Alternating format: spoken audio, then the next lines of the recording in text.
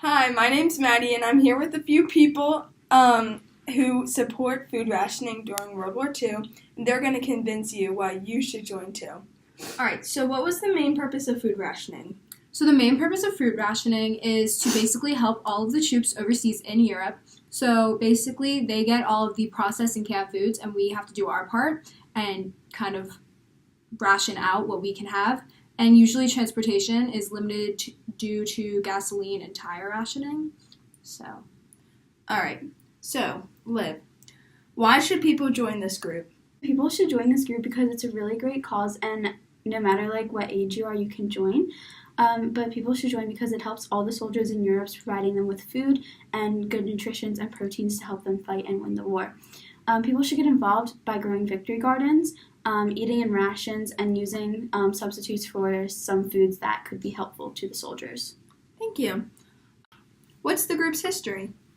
America's allies in Europe were facing starvation. Farmers had either been transformed into battlefields or had been left in ruins as agricultural workers were forced into warfare, and disruptions in transportation made the distribution of imported food extremely challenging. The U.S. Food Administration was made to manage the wartime supply, conservation, distribution, and transportation of food. So how can people join? so no matter who you are, you can join. You just have to take initiative and do what the government says, ration your food, ration anything you kind of don't need.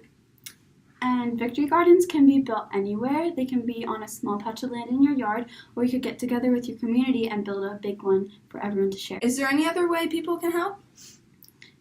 People can follow food guidelines and rations by using ration books that the government provides and that they put in place. And they can also compromise and only use what is necessary and use specific substitutes for baking goods.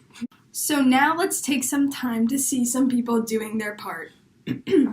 So, just got back from getting my rations, and I'm so excited to make my eggless, butterless, milkless cake. So, first I have my 2 cups of hot water, and then I have my 2 cups of brown sugar, and then I have just a little shortening, because who needs butter?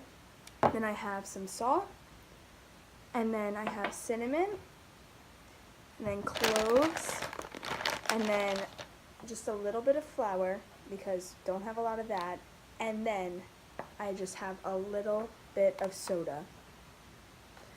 I mean, who needs butter? Or milk? Or eggs? So can anyone give me a couple more facts?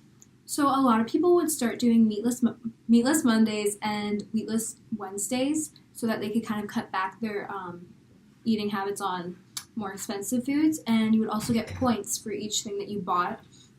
Troops and allies needed food in order to maintain their energy and strength during the war. They used the slogan, "Food will win the war," to really get their point across. And this is an example of a ration book that you would receive if you take part. And it's issued by the United States of America Office of Price Administration. And all you have to do is you put your surname on it and your code, and then you will get food stamps to use. And as you use them, you trade them in for food.